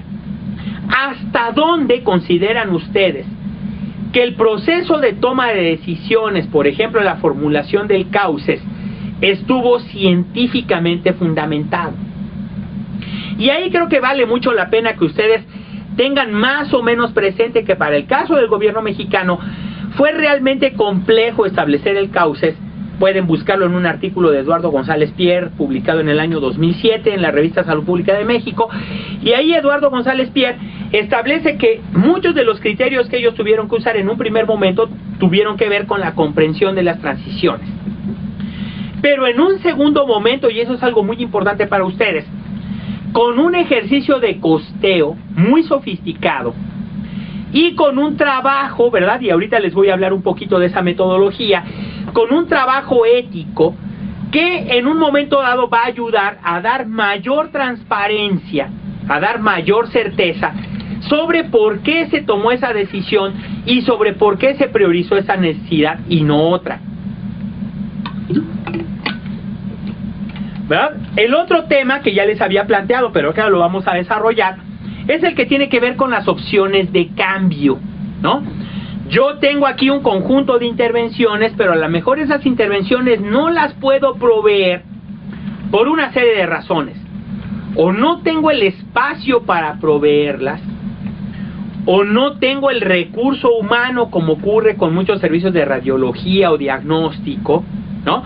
Y en ese caso es donde yo tendría que tener más y mejor conocimiento sobre el conjunto de oportunidades que yo puedo tener para modificar mi quehacer organizacional y por tanto aumentar o mejorar su desempeño y generar una mejor respuesta ante las prioridades. Ya vieron ustedes cómo las mediaciones en este momento se van volviendo un poco más o cada vez más complejas. Y finalmente, que es un tema del que todo mundo hablamos y que rara vez seguimos, que es el tema de la evidencia, ¿no? Y en este caso no quiero sonar pedante con ustedes, pero por ningún motivo, pero sí es importante que tengamos claro que la palabra evidencia es profundamente compleja y no necesariamente concluyente. Eso es lo que me parece importante. Puedo yo tener aquí un conjunto de datos que generé desde la salud pública y me puedo poner aquí a generar recomendaciones sobre la diabetes, pero si no hay un clínico que opine sobre lo que yo estoy recomendando, sobre todo siendo yo antropólogo, ¿verdad? Dios libre a los pacientes de que los atienda un antropólogo, ¿no? Necesito un médico, ¿no? Que me esté orientando, me esté diciendo, oiga, hay que hacer esto o aquello, ¿no? Para finalmente, ¿verdad?, poder invitar a un tercero que nos ayude a evaluar, ¿no?, si lo que nosotros planteamos realmente fue bueno, adecuado y se generó buenos cambios. Eso pone todavía más difícil la situación porque tengo que tener conocimiento que fundamente mis propuestas y generar conocimiento a lo largo del tiempo, por lo menos información, que me permita tener una idea de qué tan bien o qué tan mal está marchando aquello que me propuse de manera inicial, ¿no? Esto como paquete de servicios, vamos a decir, para tomadores de decisiones, que les tendría que estar viendo de manera crítica si lo que están haciendo es adecuado, si los criterios que están aplicando son técnicamente razonables, si las opciones que están proponiendo son social y éticamente aceptables o políticamente aceptables, etcétera. Y entonces, el tomador de decisiones pues no solo va a requerir un técnico, sino varios, y va a requerir también exponerse un poco, ¿verdad?, a ver qué tan aceptables, qué tan pertinentes, qué tan sólidas son las propuestas que le está haciendo, y qué indicadores va a tener para poder evaluar el impacto. De otra manera, si no generamos el impacto, pues no podremos saber si aquello que priorizamos en un primer momento fue realmente una prioridad y si lo resolvimos de manera adecuada. ¿Sabes? Entonces, esto para hablar del tema de los criterios, ¿verdad?, y las recomendaciones para la toma de decisiones. Pero también tenemos que tener presentes retos, ¿no? Y en este caso de veras los invito a que vean críticamente las fuentes de información que tienen, ¿no? ¿Qué tan oportunos son los datos con los que cuentan ustedes para poder tomar una decisión? Y en este caso, pues no queremos que estén usando ustedes evidencia del 2006, ¿no? Quisiéramos pensar que cuentan con datos por lo menos validados hasta 2012, con series de tiempo para ver cómo se ha expresado esta problemática a lo largo del tiempo, que les permite en un momento dado tomar la mejor decisión para esa necesidad en materia de prioridad, ¿no? Lo otro que se ha analizado mucho, hay un autor en Harvard que hemos consultado mucho aquí en el instituto, que se llama Thomas Bossert, que establece que la toma de decisiones adecuada implica, ¿verdad?, la manera en cómo el decisor agota su espacio de decisión. Y para él el espacio de decisión es un grado de discrecionalidad, ¿verdad?, que él va a tener y que va a ajustar en función de objetivos, prácticas organizacionales y recursos para poder dinamizar el movimiento de estos componentes, ¿no? Entonces, la toma de decisiones para él va a ser igualmente un proceso importante y requeriría en un momento dado también criterios para poder aplicar y generar prioridades. Un tema que ustedes pueden ver y que pueden ver muy claramente con la discusión sobre la diabetes es el tema de qué tan hábiles vamos a poder ser para obtener más recursos. Hoy por hoy hemos sido muy hábiles para no obtenerlos, ¿no? Es decir, los pedimos y nos dicen, no, pues no alcanza, hay crisis, no hubo reforma sendaria, o sea, una serie de cuestiones en donde nuestro éxito ha sido obtener una respuesta negativa, ¿no? Pero aquí la invitación es a verlo de manera más virtuosa y obviamente preguntarnos seriamente qué tan buenos somos para poder gestionar recursos. Y en este caso, y perdonen ustedes el comentario, creo que los servicios de salud no hemos tenido la suficiente capacidad para incrementar el gasto público en condiciones o en factores de riesgo que pueden convertirse en una mayor carga económica y que requieren de manera prioritaria mayor atención y mayores recursos. Cuarto punto, y ese punto se pone todavía más color de hormiga, que tiene que ver con la obtención de logros. Y en este caso sí quisiera llamar su atención sobre por qué el gobierno mexicano no tiene aún un mecanismo de asignación a los estados por logros. Es decir, Nuevo León ha tenido un desempeño muy importante en turismo médico, pues démosles más recursos para que fortalezcan su sector privado y se dinamice más el consumo de servicios de manera interfronteriza, por decir, ¿no? El tema es, ¿cómo puedo yo conocer esos resultados? ¿Cómo puedo yo saber que eso que estoy haciendo en este momento me va a llevar a una situación de éxito? Y aquí la palabra no es coca-colera ni cornejiana. Para mí sí es importante que una organización sanitaria muestre que haciendo las cosas diferente va a obtener buenos resultados y que obviamente esa forma en cómo lo hizo va a ser replicable para otros. El tema aquí no es no lo hacemos porque no podemos y porque no hay dinero. Ahí lo que estamos viendo, obviamente, es que el tema nunca ha sido una prioridad, o por lo menos no desde una perspectiva económica. Y el último tema, y me parece igualmente un tema importante para muchas de las condiciones de salud que tenemos clasificadas como prioritarias en México, que es ver las condiciones o los factores organizacionales que van a favorecer una mejor respuesta. Y aquí yo siempre he tenido una pregunta de fuego. Hemos hablado mucho de medicina preventiva, pero mi opinión es que organizacionalmente los servicios de salud no están diseñados para tener una plataforma exitosa en materia preventiva. No tenemos, y se los digo de manera muy respetuosa, si ustedes ven, solo el SINOS no tiene manera de monitorear al interior de la unidad qué tanto ha cambiado el índice de masa corporal de la población que se atiende ahí. Tenemos el sistema de información, tenemos la tecnología, tenemos al personal capacitado, pero los datos en la forma en cómo se generan no pueden ser utilizados por la unidad que los está generando y por tanto pues no podrán monitorear el impacto que han tenido a lo largo del tiempo y por ende no podrán saber si las decisiones en materia de prioridad que establecieron fueron las mejor adecuadas. Entonces hay retos y estos retos me parece importante que ustedes los tengan en cuenta. Finalmente, ¿verdad? En el ámbito de la toma de decisiones vamos a considerar dos grandes paquetes de criterios que van a jugar un rol fundamental para formular la toma de decisiones en materia de priorización, ¿verdad? La primera, ¿cuántas opciones hay y cuáles son las preferencias del decisor? Aunque ustedes no lo crean, eso puede afectar la toma de decisiones. Y uno lo puede ver y voy a dar un ejemplo, no voy a decir en qué estado, pero fui a un estado de la República donde me decían que la prioridad eran los problemas gastroentéricos. ¿Y por qué? Pues porque el secretario es gastroenterólogo y consideró que era su oportunidad para que este tema por fin estuviera en la agenda política. Entonces, vale mucho la pena, ¿verdad?, conocer cuáles son las preferencias y en un momento dado, políticamente hablando, pues desarrollar también competencias para modificar esas preferencias en la mente del decisor. No estoy diciendo ni lo voy a sugerir que solo hagamos aquello que el decisor prefiera, solo eso nos faltaba, ¿no? Pero sí tener una idea de más o menos que por dónde anda su preferencia y conocerla para poder entender por qué decidió una cosa y no otra.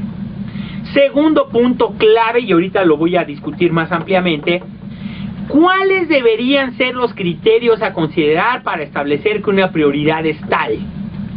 Y eso es fundamental porque no solo tenemos que tener un criterio clínico, sino también, en mi opinión, y muy importante, un criterio bioético, un criterio de ética de la salud pública, un criterio de aceptabilidad social y política, es decir, no solo uno, sino varios.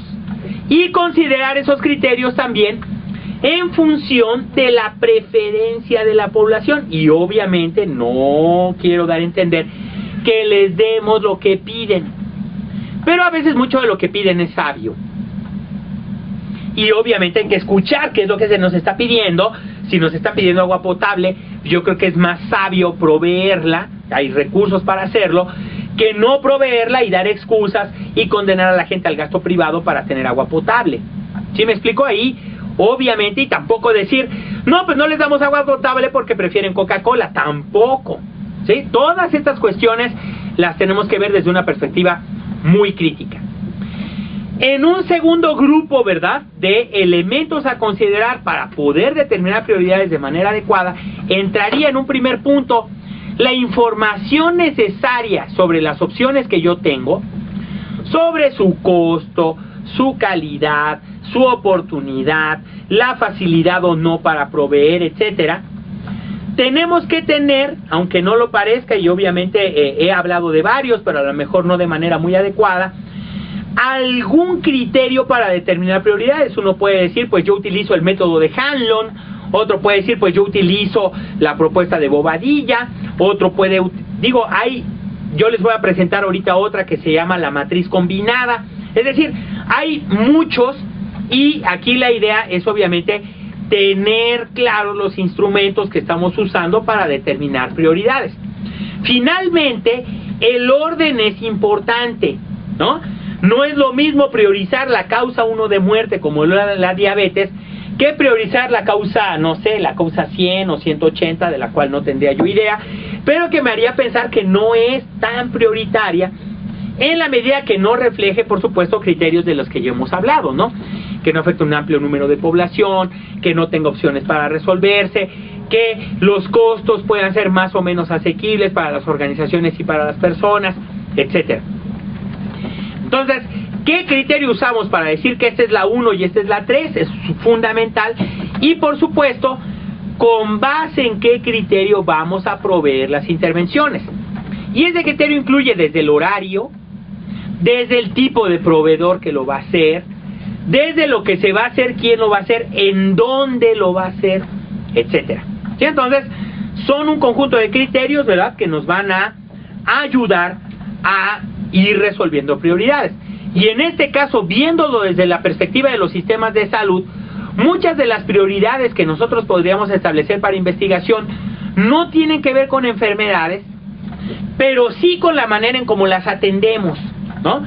La muerte materna de manera sectorial, la administración sectorizada, ¿no?, etcétera. Es decir, pueden ustedes ver en ese listado, mal que bien, las prioridades siempre nos llevan, o casi siempre nos llevan a generar listados, y muchos de los componentes del listado que les estoy compartiendo, en mi opinión, merecen atención para mejorar el desempeño organizacional y dar, por tanto, una respuesta más eficiente, más fehaciente a las necesidades que en un momento dado establecimos como prioritarias. Entonces, determinar prioridades es complejo, sería más o menos una preconclusión del segundo mensaje. Pasemos ahora al tercero, y en este mensaje a un servidor le interesa compartir con ustedes la idea de que determinar prioridades no es para decir que tal o cual funcionario fue re bueno, no, es que el doctor fulanito era re bueno, determinaba buenas prioridades. No va por ahí.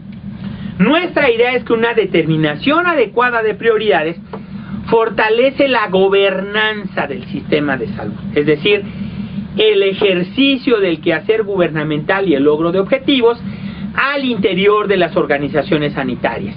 Y ese tema me parece importante porque la determinación de prioridades puede verse reflejada en el proceso, pero en el impacto podemos ver lo adecuado que fue o lo inadecuado que fue en un momento dado haber establecido las prioridades en un momento A para evaluarlas después en un momento B.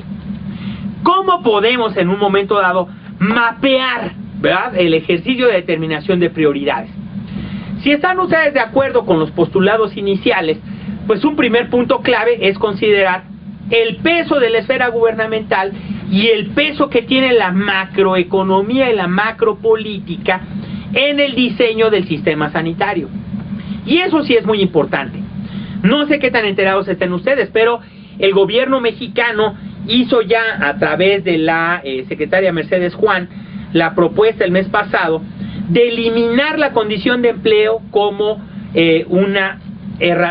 un detonante de la seguridad social y la utilización de servicios. Lo cual me parece interesante porque esto ya nos da una idea de que desde el sector macro ya se está viendo como problemático que el acceso a los servicios de salud en México esté determinado por la condición laboral, ¿no? Si yo soy obrero manufacturero, pues voy al IMSS. Si soy burócrata del Instituto de Salud Pública, pues voy al ISSSTE, ¿no? Si soy trabajador por honorarios, no voy ni a uno ni a otro, ¿sí?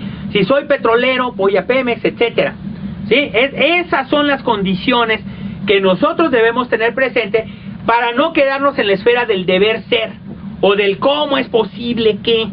Eso no nos sirve en este momento, ¿verdad? Nos va a servir más comprender y tener una idea de lo macro para poder posteriormente pasar a la esfera de quién se ocupa de. Y eso es muy interesante. Yo en lo personal, gracias al tema de estilos de vida saludables, tengo muy claro que la atención de la salud no debería ser quehacer del sector salud. Para mí la atención de la salud debería ser un quehacer transversal a todo lo que hacen los gobiernos, porque muchas de las acciones de los gobiernos producen salud sin darse cuenta. Y un tema clave en estilos de vida son los parques, ¿no? ¿Qué produce mejor salud? ¿Los parques o Crestor? Ahí se las dejo de tarea. Pero obviamente, ¿verdad?, tenemos que ver el efecto potencial que tiene todo esto y el efecto potencial que tienen muchísimas intervenciones para producir salud sin necesidad de engrosar el presupuesto, ni la plantilla, ni la infraestructura del sector salud, ¿no? Entonces, ahí tenemos que tener también una visión panorámica importante para poder posteriormente considerar los elementos más proximales, como lo son el tema de las determinantes, y verlos por nivel.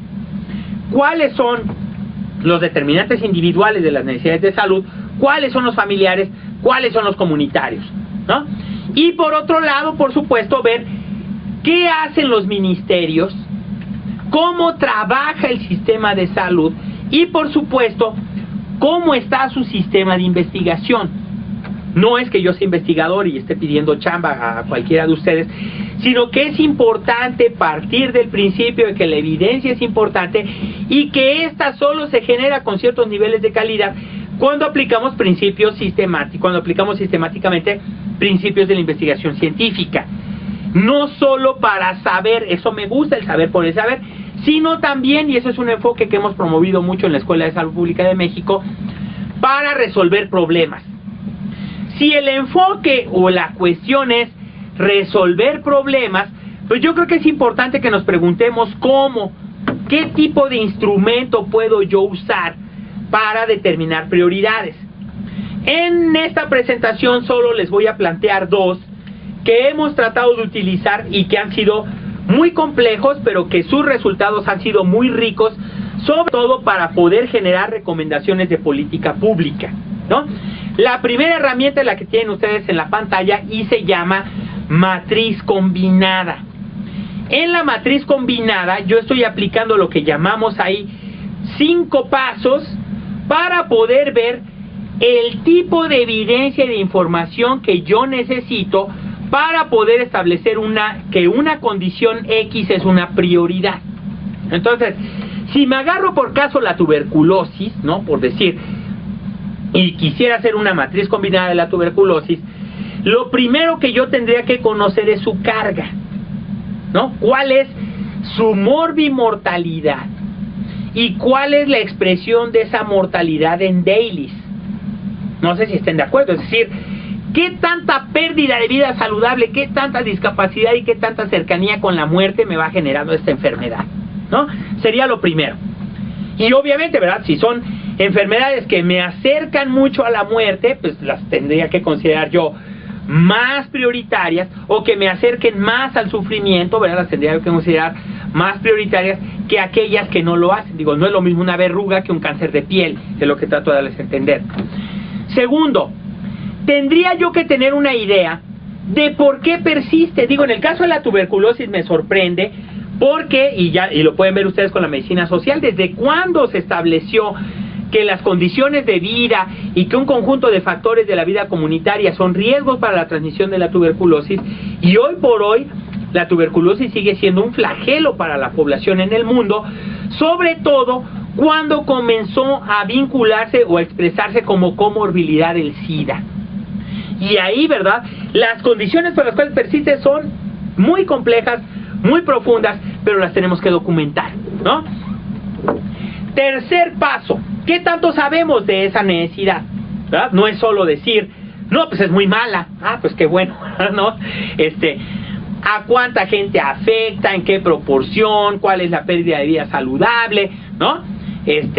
Pero sobre todo, ¿qué tanto sabemos de esta enfermedad?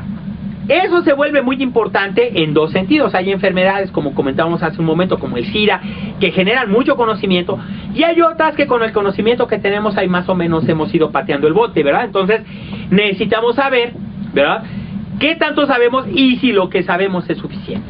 Luego, se pone bueno cuando vemos si se puede hacer algo. Yo creo que en el caso de la determinación de prioridades, esa es una pregunta fundamental. Y si se puede hacer algo, ¿qué también se puede hacer y en qué nivel? ¿No? Nosotros, México, hemos sido bastante buenos para lo que es la aplicación del TAES, hemos generado muy buenos resultados a nivel internacional. Bueno, pues tenemos que ver si con eso es suficiente o todavía podemos hacer un TAES Plus, ¿no? Con el sello, por supuesto, del Águila Azteca, ¿no? De los mexicanos. Y finalmente, ¿verdad? El otro tema que es igualmente fundamental es qué tanto dinero va hacia esa condición, ¿no? Digo, yo no tengo ninguna objeción con que el dinero se gaste en necesidades de salud, al contrario, ¿no? Estoy totalmente a favor de que haya gasto público, gasto en salud. No estoy muy a favor cuando veo cómo se gasta. Si el flujo de recursos es que el paciente pone la mayor parte del dinero, pues ahí ya como que no veo yo una respuesta muy adecuada del sistema de salud. O de uno se preguntar, bueno, ¿y para qué quiero el sistema de salud si yo de todos modos tengo que acabar financiando mi condición? ¿No? Ahí es a donde viene una serie de preguntas críticas y muy importantes para ver quién es el que está pagando. Vean ustedes hacia la derecha, donde se describen todos los actores. Yo tengo que ir clasificando la información por cuadrito y obviamente al final ir viendo pues quién pone la mayor cantidad de recursos. Los pone el individuo, los pone el ministerio, los ponen los sectores no exclusivos de la salud. ¿Quién, de dónde vienen los recursos? ¿Sí? Hagan el ejercicio, yo les recomiendo que practiquen, empiecen a llenar una matriz combinada y van a ver lo difícil que es, no solo digo llenarla, sino obtener la información que me permita afirmar de manera concluyente que cada cuadro está llenado de manera adecuada. ¿Sale? Entonces, primer herramienta que recomienda el antropólogo Orozco, muy práctica, la matriz combinada. Esta se desarrolló, si mal no tengo idea, y ojalá alguno de ustedes me diga, pero creo que en Panamá, ¿no? Y fue hecha precisamente por científicos latinoamericanos. Entonces, una vez que yo establecí la prioridad, debo tener claridad que los procesos políticos afectan esa prioridad, ¿sí? Y a veces, aunque uno no lo crea, con temas muy sensibles como el SIDA u otras enfermedades, hay voces que cuestionan las acciones del sector salud. Hay voces que dicen, ¿y por qué le ponen tanto dinero ahí y no más en esta donde lograríamos mayor impacto? Y creo que el primer bullet es muy explicativo de esa situación. Podemos decir, como decía mi abuelo, podré decir misa, pero la comunidad LGBT ha sido muy activa en posicionar la atención al SIDA como una prioridad. Y es un efecto de cómo la participación comunitaria de distintas comunidades, ¿verdad?, pueden posicionar una necesidad como una gran prioridad. ¿Sale? Esa puede ser una. Otra es cómo estamos respondiendo nosotros a las prioridades. Y ahí el gobierno mexicano le apostó una aventura muy importante que ha sido crear un seguro público que se llama Seguro Popular, y hemos estado en esa aventura los últimos 10 años tratando de ver cómo creando un seguro público podemos generar una respuesta más eficiente que disminuya el gasto privado, sobre todo en poblaciones sin seguridad social y de bajos recursos. Otro punto que se va a presentar muy próximamente aquí en el instituto y que me parece fundamental es analizar críticamente el tema del acceso. Hace 2 años que el tema de las videoconferencias se relacionaba con la cobertura. Un servidor planteaba también en ese ciclo que es muy importante ver el tema del acceso. Hoy por hoy no basta tener un servicio de salud que diga que cuenta con todo. En mi opinión, requerimos un sistema de salud cercano a la gente.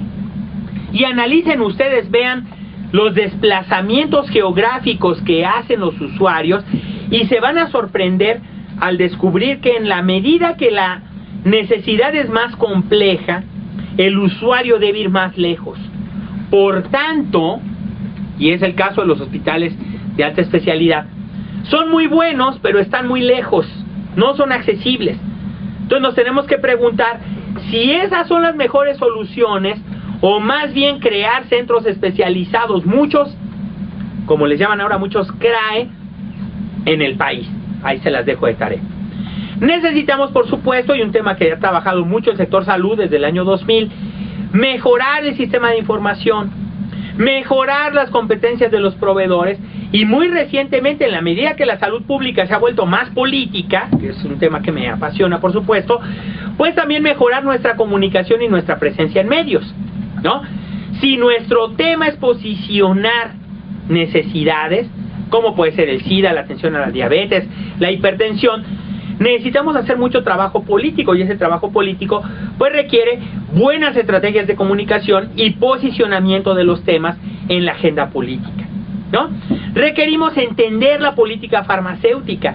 Hoy por hoy, para un servidor, no es por lo menos plausible decir que muchos medicamentos sean muy caros en México y más baratos en América Latina por el solo hecho de que no hemos hecho nosotros algún acuerdo con las farmacéuticas, ¿no? Mi opinión es que de alguna manera el tema de los costos, sobre todo en el caso de las tecnologías médicas, se tendría que trabajar de manera mucho más intensa para poder abatir costos de compra y por tanto abaratar el proceso de atención, sobre todo en padecimientos que tienen que comprar los usuarios. Nuestra política económica y la política de salud es por supuesto fundamental, y si ahora o desde la administración pasada hemos ido apuntando hacia la integración del sistema de salud, pues tendremos que ir viendo cómo hacer de este tema una prioridad, ¿verdad? Cómo volver prioritario la creación de una ventanilla única en vez de 12 que ni están ni integradas ni articuladas, y finalmente cómo fortalecer nuestro sistema de información.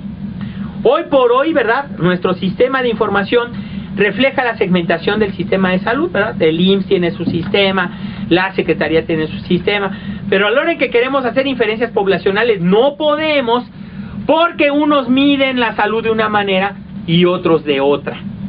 En mi opinión, es otra prioridad, ¿verdad?, tener un sistema de información que nos ayude a uniformar el proceso de toma de decisiones al interior del sector salud y no de cada uno de sus subsectores, ¿no? Entonces, aquí los procesos políticos van a jugar un papel muy importante.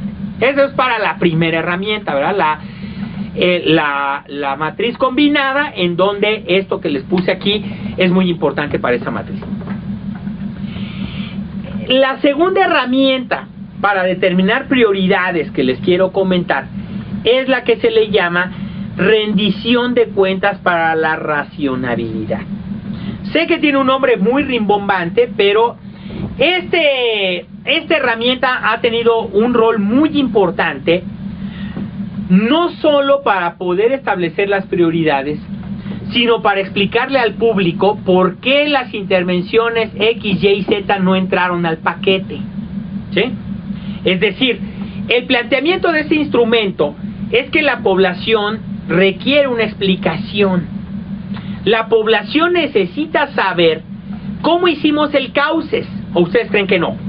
En mi opinión, si lo que hay ahí es prioritario, debe ser claro para el público, no para los investigadores del Instituto de Salud Pública. Entonces, la rendición de cuentas para la racionabilidad nos ayuda a través de la discusión de procesos justos que ahorita les voy a describir, cómo llegar a un acuerdo para que la intervención A se le dé a Emanuel y la B a Berta, y no para que no sepamos por qué nos dieron qué y además tengamos que dar las gracias. Ese es un problema político muy importante y que tiene que ver con el hecho de que la gente decida o no utilizar intervenciones de salud. Si la gente tuviera claro el criterio, yo estoy seguro que acudiría, estoy seguro que las utilizaría. Máxime si les preguntamos, oiga, ¿y le gusta cómo se da esta intervención o no? Pregúntenle a las mujeres, yo creo que es un tema que no hemos hecho y que esta herramienta se presta mucho para hacer. Si les gusta cómo se hacen las citologías. Yo cuando me hice mi examen de próstata, tuve que recibir una explicación de mi médico, que la verdad, mis respetos, ¿verdad?, me explicó cómo y por qué la posición que íbamos a usar era la menos violenta. Pero les estoy hablando de un médico privado, no de un médico del ISSSTE. En este caso a mí sí me gustaría que ustedes en un momento dado vayan incorporando en su práctica el tema de que a la población le debemos una explicación, ¿sí? Esa explicación, digo, y me gustaría que lo tomen seriamente, no es como para un niño, porque la población, y se los voy a decir con todas las letras, no es tonta. Por eso hablamos de racionabilidad. La gente tiene un criterio, ¿verdad? Cualquier persona, ¿sí?, para poder discernir. Eso es a lo que nos referimos con racionalidad. ¿Cómo se discierne lo bueno de lo malo, lo verdadero de lo falso?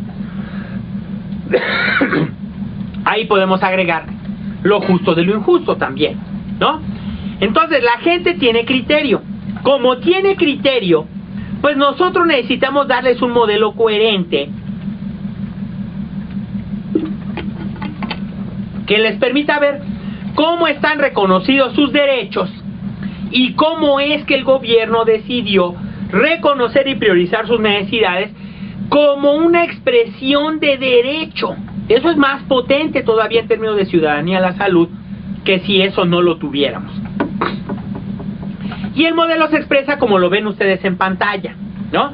Nosotros a través de la herramienta llamada procesos justos o procesos deliberativos podemos eventualmente lograr un vínculo entre la salud, los derechos humanos y la democracia, ¿sale?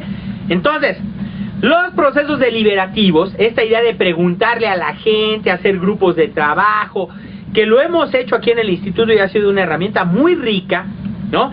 Nos permitió ver en un primer punto que para la población todavía no está plenamente reconocido el enfoque de derechos humanos en el sistema de salud, ¿no? Y el reconocimiento del enfoque de derechos humanos en materia sobre todo de asignación de recursos y determinación de prioridades nos tiene que llevar a ver qué tan equitativa es la utilización de servicios. ¿Por qué una población urbana usa más que la población rural? ¿Porque está más preocupada por su salud o porque tiene más oferta? Ese es el tema del enfoque de derechos humanos, ¿no? El otro es, por supuesto, darle atención a los factores que facilitan las intervenciones. Si ir a explicar que los mexicanos somos muy así, ¿no? De ir a dar explicación, sentarnos, platicar, negociar, etcétera, sirve, pues es algo que hay que hacer. Y no venir con la idea de que es una pérdida de tiempo, de que mi profesiograma no lo tiene, ¿verdad? Es algo que hay que hacer. ¿Por qué hay que hacerlo? Porque eso nos va a acercar a los grupos de interés, los stakeholders, ¿no? Y estos grupos de interés pueden ser facilitadores de la política. ¿Cómo los podemos volver aliados de las políticas? Rindiéndoles cuentas, compañeros. Por eso la rendición de cuentas es una de las dimensiones más importantes en donde podemos ver qué tan adecuada fue la determinación de prioridades y qué tan oportuna fue la asignación de recursos. Si cada año a la población le decimos que se están muriendo más de diabetes, mi opinión es que el mensaje es: vea qué mal estamos usando sus recursos, vea el gran esfuerzo que estamos haciendo para que se mueran más. Mi impresión es que tendría que ser al revés. La buena rendición de cuentas es: estamos gastando, Armando Arredondo estima, alrededor de 13,000 millones de pesos solo para la atención de la diabetes, y eso tendría que verse reflejado, espero que estén de acuerdo, en una disminución de la morbimortalidad. Si estamos gastando ese dinero, que es el presupuesto de 2 o 3 países de Latinoamérica juntos, ¿por qué tenemos que estar contentos con ver que cada vez muere más gente de esa causa? ¿Es o no una prioridad en el sistema de salud? ¿Verdad? Es mi pregunta. Segundo punto, ¿verdad? Si la idea es rendir cuentas para la racionalidad, nosotros tenemos que ponérsela fácil a la población. Yo soy un asiduo visitante de páginas electrónicas de los servicios de salud de gobiernos estatales, y el dato que más me sorprende es su rendición de cuentas, donde dicen: me dieron 12 millones y me gasté 12 millones. ¡Wow! ¡Qué sorprendente nivel de rendición de cuentas! Pero no me dice ni en qué, ni cómo, y mucho menos cuál fue el impacto de esa inversión. Es más, no me permite establecer una diferencia entre gasto e inversión, con esa gran rendición de cuentas. Tercer punto clave, ¿verdad? Tenemos que estar mejorando nuestros servicios, tenemos que estar ajustándolos, tenemos que estar revisando los procesos y no repetir sistemáticamente lo mismo cada año para quedar exactamente iguales o peor que el año anterior. Ahí es donde siento que la racionalidad y la gobernanza generalmente fallan, Como fallan, por supuesto, en todos los mecanismos regulatorios. Por eso les hablaba yo de la rendición de cuentas por resultados, ¿no? ¿Dónde está el gran logro que van teniendo los sistemas estatales para darles más presupuesto o menos? O esta pregunta que me parece políticamente sensible, pero que hay que plantear. ¿Por qué tener funcionarios que no generan resultados? Es mi pregunta.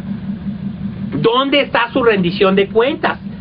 ¿Por qué tenemos que mantener aparatos burocráticos ineficientes que no logran cambios en las condiciones de salud, ¿no?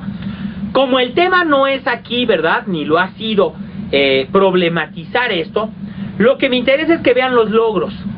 Norman Daniels y Bárbara Gruskin plantean de manera muy clara que cuando le garantizamos sus derechos humanos a las poblaciones y cuando le rendimos cuentas para la racionalidad haciendo uso de los procesos deliberativos, el resultado es muy importante para los gobiernos.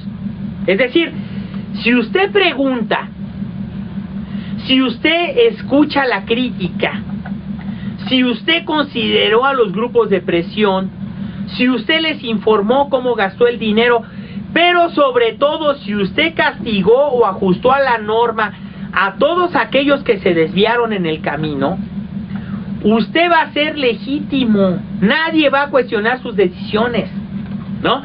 Usted podría ser eventualmente demócrata en la medida que consultó a los demás. Usted podrá ser eventualmente justo si repartió o asignó sus recursos con un criterio de equidad, ¿no? Y finalmente, ¿verdad?, nos va a dar tranquilidad si nos explica cómo se gastó el dinero. El tema de la transparencia no es únicamente decir, me dieron 12 millones, me gasté 12 millones. Es un tema complejo que requiere, por eso está ese gran refrán, detalle, ¿verdad?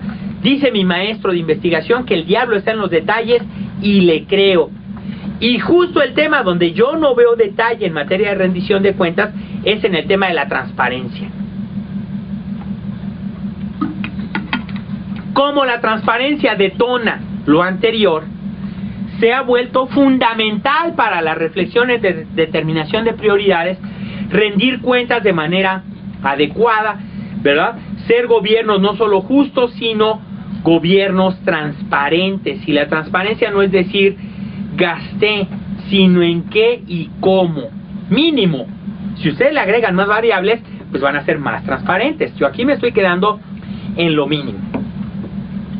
Ya para finalizar esta presentación, ¿verdad?, espero que los 3 mensajes hayan sido lo suficientemente claros y hayan quedado agotados, porque la determinación de prioridades tendría que llevarnos a mejores situaciones de desarrollo, es mi gran conclusión.